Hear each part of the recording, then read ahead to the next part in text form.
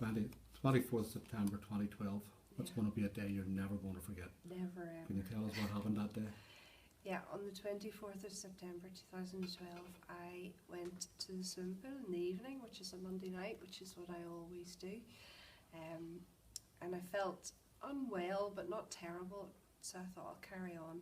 I had said to the girls in work, I don't think I'll go swimming tonight, which thankfully I did, because that would have been a whole other story. So I went swimming, and we do a warm-up for about 15 minutes to start with. And in that warm-up I started not to feel right, and my personality is just to push on and keep going, because I've always sort of been a bit strange with my cardiac symptoms, but there was a voice in my head and it said, you need to get out of the water, so I just listened to that and got out. But as I was heading over to the edge, my friend had said to her I wasn't well, she helped me out, and then that's when I healed over. That's the last I remember. And you know what happened, don't you? Yes, I had a cardiac arrest.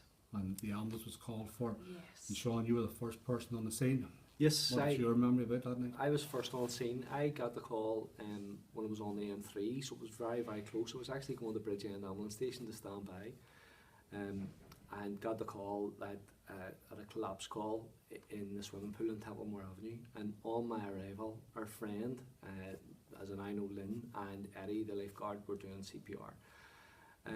I told them to carry on doing CPR. What they were doing is I got the pads and stuff on, and Wendy was in VF, which is a shockable rhythm. So we'd done one shock and carried on then CPR for a further 2 minutes, of which then we got an output.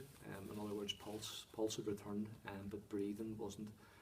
And at that, Ali arrived then very quickly on the scene, right behind me, hot on my heels.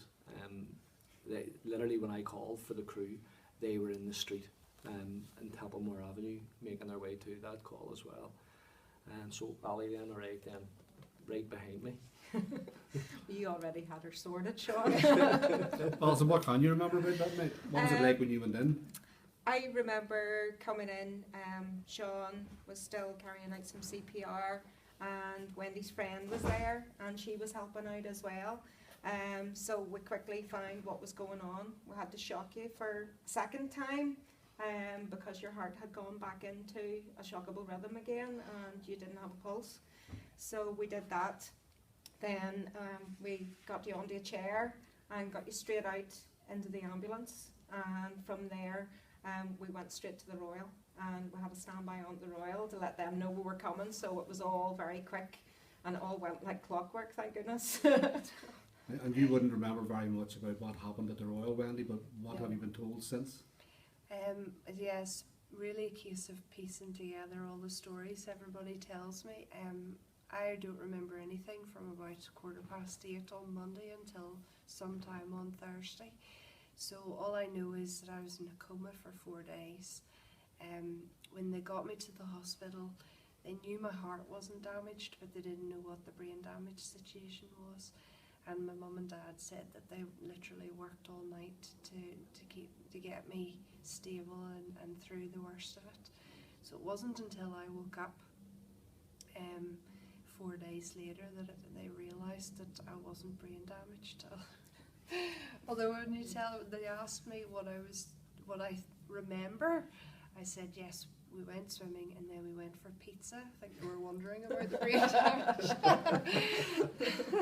She had to go for pizza. So Sean, what do you think is key to the fact that Wendy's sitting here as large as life, you might say? You know? The key to the fact was that our friend is a trained nurse, and also Eddie as well, a lifeguard, was able to administer CPR. So CPR is the key fact, you know, behind sort of Wendy sitting here now, was that our friend was able to administer that and was doing quite a brilliant job on my arrival, and also Eddie the lifeguard as well. And I found out Wendy actually trained to do CPR, you know, so doing compressions and keeping the blood flow to the brain and keeping the oxygen to the brain and keeping the brain alive until the arrival of us was the key, I think, for Wendy's successful outcome and her sitting here now. And what message would you have to the members of the public about CPR? Because members of the public tend to be a bit shy about getting down and doing the chest compressions. What would you say? What would your message be to them? Get stuck in. You know, do your chest compressions. No longer you need to worry about sort of mouth to mouth. You know, as long as chest compressions is being done, there's still oxygen within the bloodstream, and it's still going to be pumped to the brain, and hopefully keep the brain alive until the arrival of emergency services, or an AED. You know, if there is one in a public place, you know, and somebody trained to use it. I think it's very, very beneficial that people do chest compressions and keep that oxygen and blood flow going to the brain.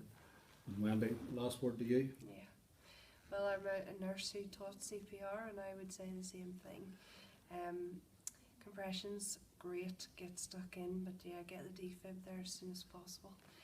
And yeah, don't be afraid, just go for it. And yes, this is a wee present for my heroes, because they are. Thank you so much. Thanks very much, Wendy. Thank you.